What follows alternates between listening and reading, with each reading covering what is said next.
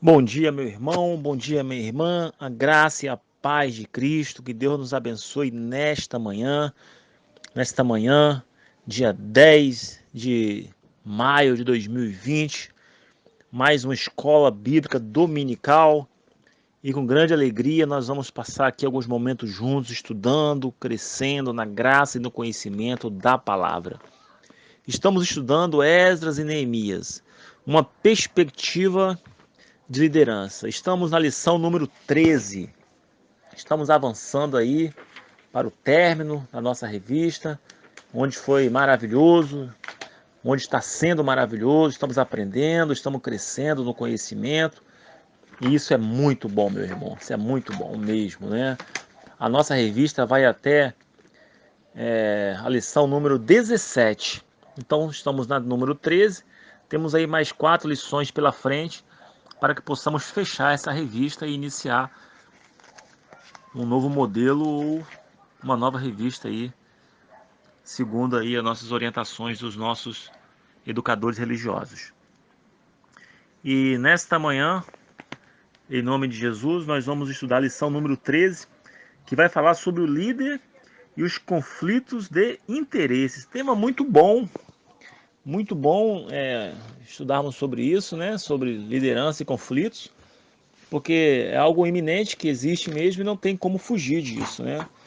E o texto base está em Neemias, capítulo 5, do 1 ao 19, e Neemias, capítulo 5, do 6 ao 9, que é o texto devocional, e o versículo-chave está em Neemias, capítulo 5, versículo 9.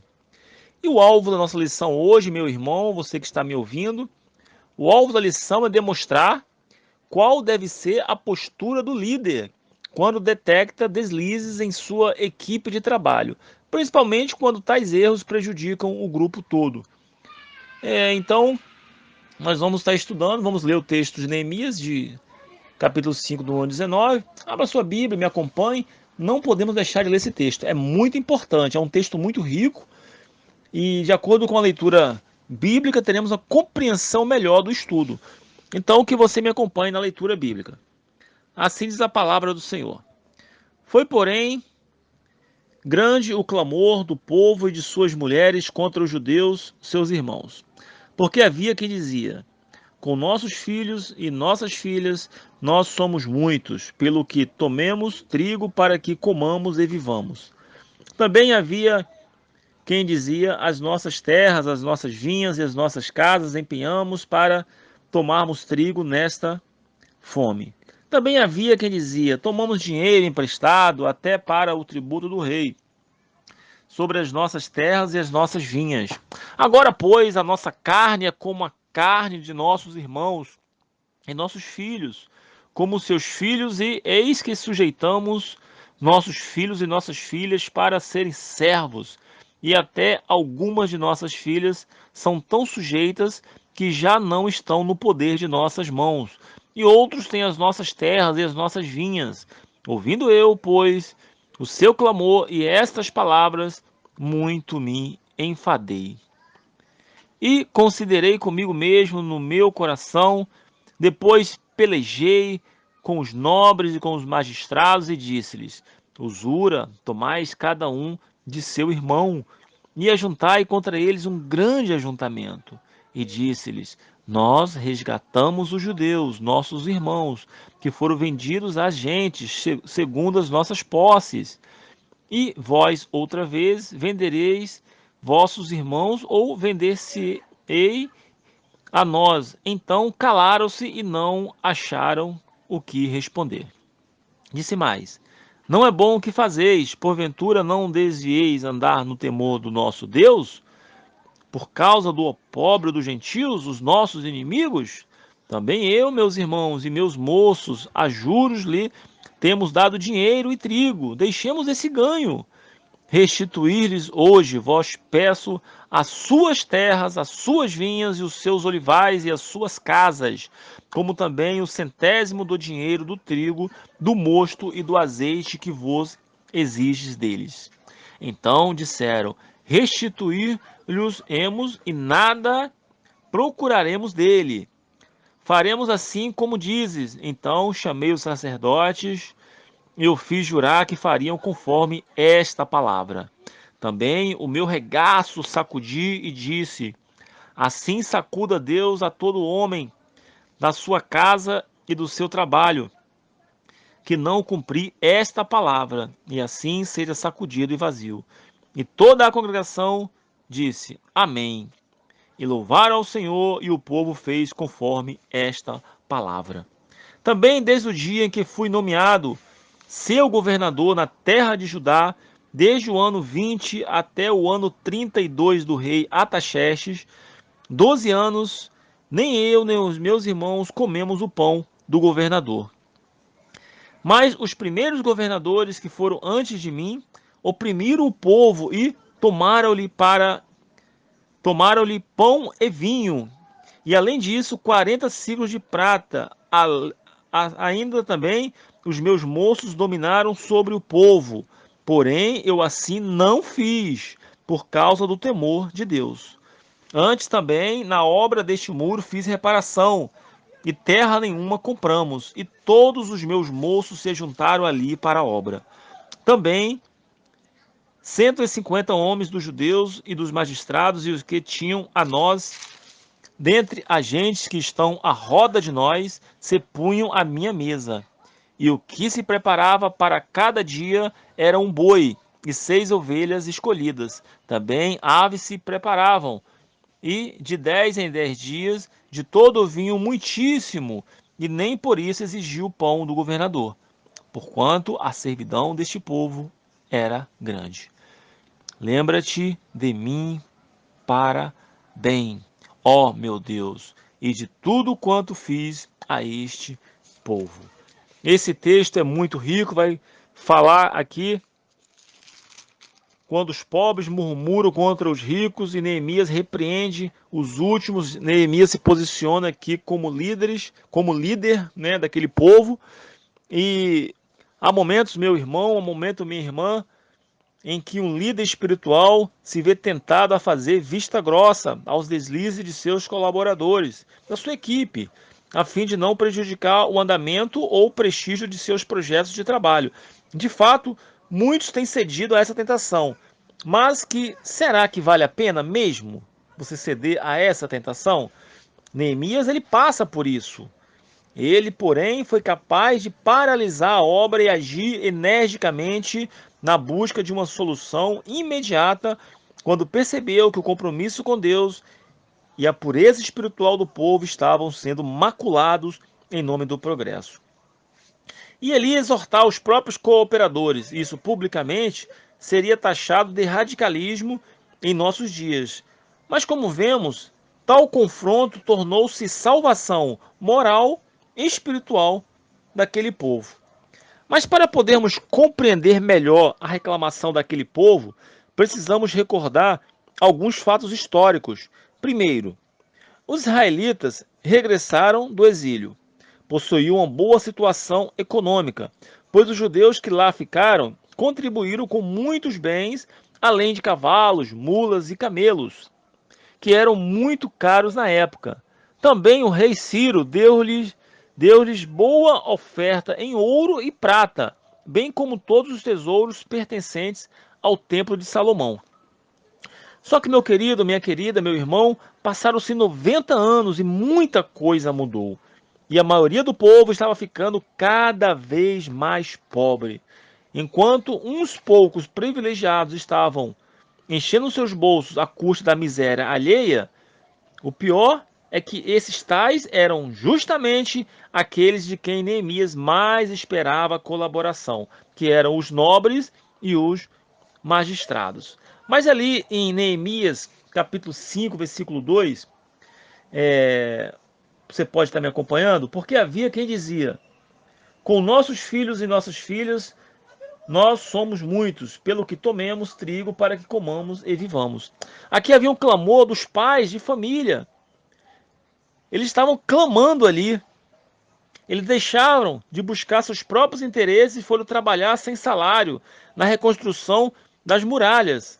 Usaram suas economias para o sustento da família e agora não tinham de tomar dinheiro emprestado para os agiotas para alimentar os seus filhos. No capítulo 5, versículo 3, há um clamor dos trabalhadores. Para não perder o serviço, tinha que tomar empréstimos a juros muito altos e hipotecar as terras como garantia. Não tendo mais como pagar, perdiam as terras e ainda eram obrigados a entregar os filhos como escravos para cobrir a diferença da dívida. E o terceiro ponto aqui era um clamor geral em Neemias capítulo 5, versículo 4. Tanto os moradores do campo como os da cidade tinham que pagar impostos ao governo persa. E não tendo mais como que pagar, tornaram-se escravos de seus credores. Isso é muito triste. Meu querido irmão, minha querida irmã, a Bíblia, ela condena a agiotagem.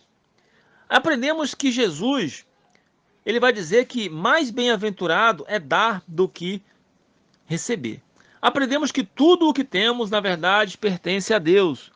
E o melhor investimento é socorrer um irmão necessitado. Se você pode ajudar alguém, você ajude. Não empreste dinheiro a juros, pois a Bíblia não aprova isso. E aqui também podemos pensar que Neemias sabia que os nobres e magistrados poderiam rejeitar sua repreensão, se fosse corrigi-los a sós. Por isso, decidiu paralisar todo o trabalho das muralhas, convocou uma Assembleia Geral. Para isso, ele usou dois argumentos. Aqui, meu querido, aqui Neemias vai se posicionar como líder.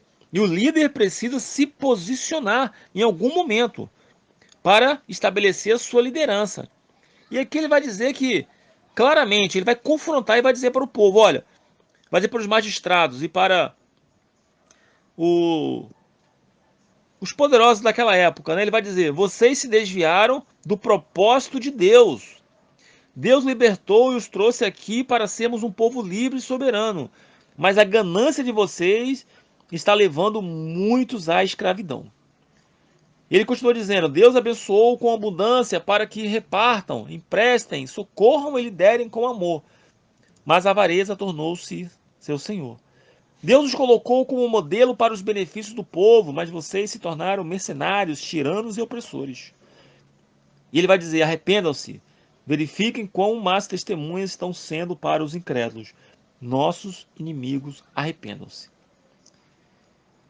Vocês se desviaram da minha liderança. Aqui, Neemias é confrontado diretamente na verdade. Ele vai dizer, conto com vocês para liderar esse povo e não dominar sobre eles. Olha a diferença aqui, meu irmão. Liderar e dominar são duas coisas totalmente distintas. Um líder, ele lidera, né? Quando você domina, você perde a ideia central de liderança. Porque essa não é a ideia central de um líder. Um líder, ele é um bom líder quando ele lidera caminhando junto. Quando ele lidera sendo um líder eficaz nas suas decisões, né? Na sua liderança. E esse povo, e aqui Neemias vai falar, siga meu exemplo, pois sendo eu governador, nunca vivi na luxúria. Você pode estar me acompanhando aqui na Bíblia também. Em Neemias, capítulo 5, versículo 14.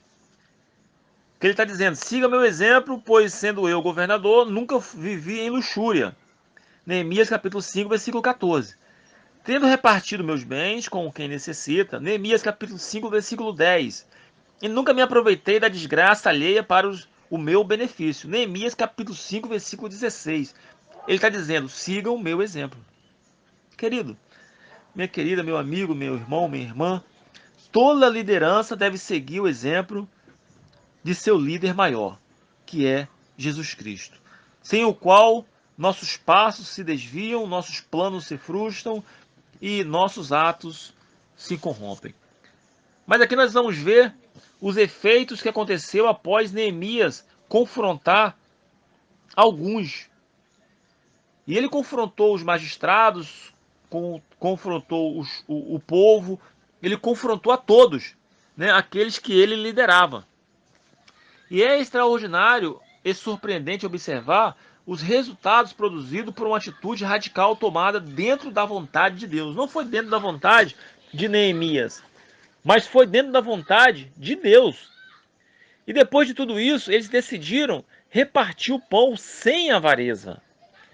Decidiram cancelar a dívida dos juros e decidiram devolver as hipotecas. Irmãos, o arrependimento sincero gera resultados surpreendentes, mas a sua permanência depende do compromisso que é assumido com Deus. E podemos concluir nesta manhã: nenhuma obra, ainda que realizada para o Senhor, é mais importante que o compromisso e a fidelidade que devemos a Deus. Se preciso for, melhor é para o projeto é acertar os desvios provocados pelos conflitos de interesse. A obra deve ser feita, mas com integridade. Cabe ao líder a responsabilidade de providenciar que assim seja, ainda que por isso seja taxado de radical.